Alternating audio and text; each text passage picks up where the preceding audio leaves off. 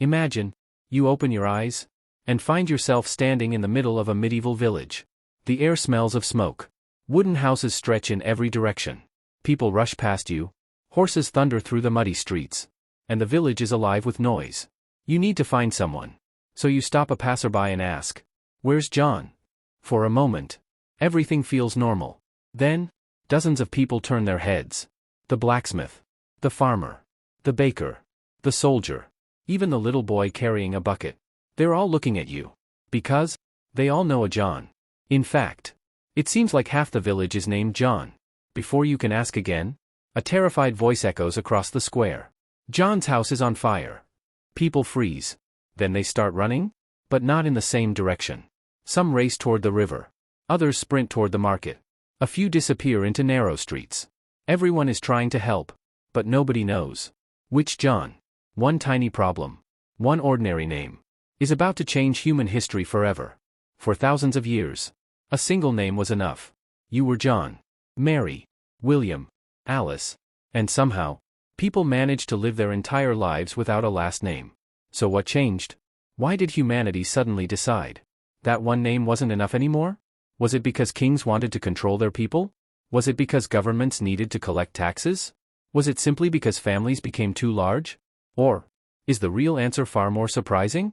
What if the invention of last names had nothing to do with names at all, and everything to do with how the human brain recognizes people, builds trust, and keeps entire societies from falling into chaos? Because the truth is, your last name isn't just something written on your passport or your school certificate. It's the result of a problem our ancestors never expected to face. And once you discover why that problem appeared, you'll never hear your own last name the same way again. Most people believe last names were invented for one simple reason. There were just too many people. And at first, that explanation sounds perfectly logical. More people, more confusion. So humans created last names. But that's only a small piece of the story. Because having thousands of people with the same first name wasn't actually the biggest problem. The real problem was something far more dangerous. Trust. Imagine lending your life savings to someone named Thomas. A few months later, he disappears. Another Thomas insists, "It wasn't me." How could anyone prove who was telling the truth? Then came ownership. Who really owned this field? Who signed this agreement? Who inherited this house? Without a permanent identity, every promise, every contract, and every piece of land could be questioned. Then there was power. Kings needed to know who paid taxes. Merchants needed to know who owed money. Families needed to know who inherited wealth. And communities needed to know who could be trusted. Without a permanent identity, society slowly begins to fall apart. Because civilization isn't built only on roads, or buildings, or armies. It's built on knowing exactly who someone is. And that's why last names weren't just invented to organize people. They quietly became one of the greatest inventions that allowed civilization itself to grow. Now, let's travel back nearly 1,000 years. Picture a small village, hidden between forests and rivers. Only a few dozen families live there.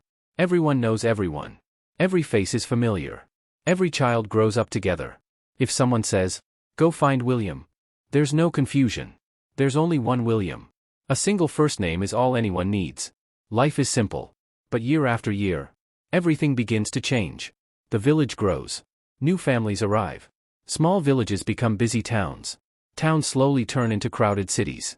Merchants travel from distant lands. Blacksmiths open new workshops. Farmers move to better fields. Soldiers return from wars, bringing strangers with them. For the first time, people are surrounded by faces they've never seen before. And suddenly, one name isn't enough anymore. Imagine you're buying a piece of land. The contract says it belongs to William. But which William? William the blacksmith? William the farmer? Or William who arrived from another village just last winter? Now imagine lending someone a bag of silver coins. Months later, he refuses to repay you. He smiles and says, "You've got the wrong William." How could anyone prove otherwise? The same problem appears everywhere. Marriage records, land ownership, business deals, court trials, even simple conversations. Confusion spreads through every part of society. So people begin doing something completely natural. They start adding small descriptions. Not official names. Just simple ways to tell people apart. William the baker. John from the hill. Alice, daughter of Robert. Thomas the Smith. Richard with the red hair. Emma by the river. At first, these are only nicknames. Nothing more. But children grow up. Parents grow old. New generations are born. And something unexpected happens. The descriptions don't disappear. They stay. A baker's son is still called Baker. The blacksmith's grandson is still called Smith. The family from the Hill is still known as Hill. Without anyone planning it. Without anyone making a grand decision. Those simple descriptions slowly stop being descriptions at all. They become identities.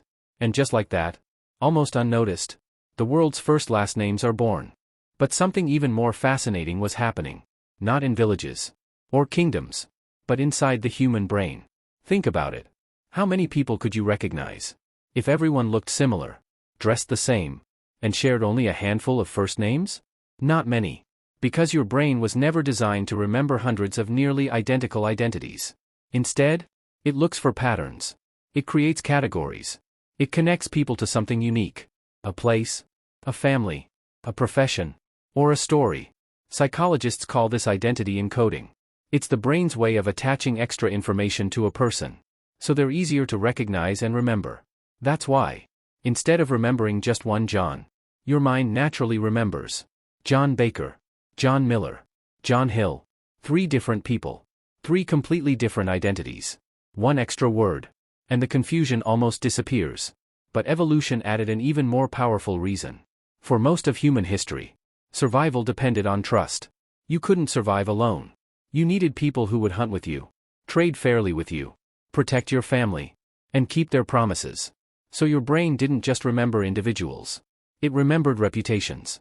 If one family was known for making strong tools, people trusted that family. If another family always kept their word, their name became valuable. But if a family cheated others, stole from neighbors, or broke agreements, their name carried that reputation wherever they went. Over time, a surname became far more than an identifier. It became a shortcut for the brain.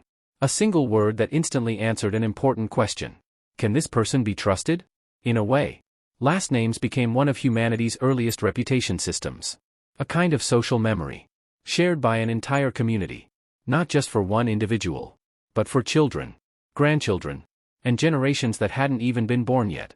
Long before online profiles, credit scores, or identity cards, your family name was often the only reputation you had. And sometimes, it was the only one you would ever need. But here's the part that almost nobody thinks about. What if I told you? There's a good chance your ancestors never actually chose their last name? It wasn't a family meeting. It wasn't a proud tradition. And it certainly wasn't always their decision. Very often, someone else decided it for them. A king trying to organize his kingdom. A tax collector keeping records. A priest writing down births and marriages. Or simply, a village official who needed a quick way to tell one family from another. Imagine standing in front of a clerk hundreds of years ago. He asks, "Which William are you?" Before you can answer, he writes, "William the Baker." Or maybe, "William from the Hill." Or, "William, son of Robert." You walk away without thinking much about it. But that one simple description doesn't disappear. Your children inherit it. Then your grandchildren. Then generations you will never meet. A single moment becomes a family's identity for centuries. What's even stranger? Many surnames were never meant to be compliments. Some came from professions, like Baker, Smith, or Miller. Some came from the places people lived, near a hill, a river, or a forest. Others described physical features, a person's height, hair color, or even a limp. And some came from embarrassing nicknames that were never supposed to last. Imagine being remembered forever because one ancestor talked too much, looked unusual, or had a funny habit. Yet history didn't care. The name stayed. One casual description, one careless observation, one official's decision, could survive for 1,000 years. Which means something remarkable. The identity you proudly carry today may have begun as nothing more than someone else's opinion of your ancestor. Today, your last name quietly follows you everywhere. It's on your school records, your passport, your bank account, hospital files, job applications, property documents, DNA tests, family trees.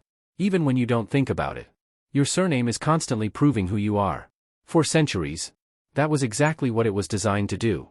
To connect one person to a family, a history, and an identity. But something fascinating is happening today.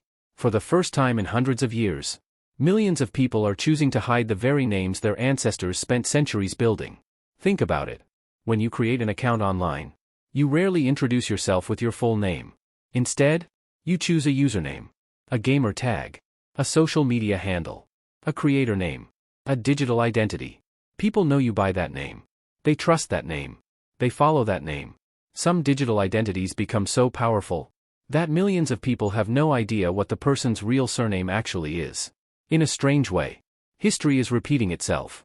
Centuries ago, our ancestors created last names because the world had become too large to recognize everyone.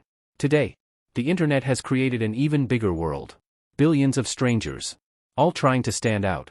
And once again, humans are creating new identities. Not with villages or kingdoms, but with screens, profiles, and algorithms. The technology has completely changed. But the human brain hasn't. We still want to answer the same questions our ancestors asked hundreds of years ago. Who is this person? Can I trust them? Will I remember them? Whether it's Smith, Johnson, or a username you've never heard before, your brain is still doing exactly what it has always done. It attaches a name to a story. Because names were never just labels. They've always been shortcuts. To identity, to reputation, and to memory. Maybe a last name was never just a word. Maybe it was humanity's answer to one impossible question. Who are you? Not just today. Not just while you're alive. But after you're gone. Long before photographs could preserve a face. Long before fingerprints could prove an identity. Long before computers stored our lives in databases. There was only one thing that could travel through time. A name. It passed from parent to child. From one generation to the next. Carrying stories, memories, victories, mistakes, and the lives of people history would never remember. Every time someone speaks your last name, they're not just saying a word. They're unknowingly echoing a chain of lives, stretching back through centuries. People who loved, worked, fought, survived, and disappeared, so completely that only their name remained. And maybe that's the most extraordinary part. Most of us will never meet the ancestor who gave us our surname. We won't know their voice, their dreams, or even their face.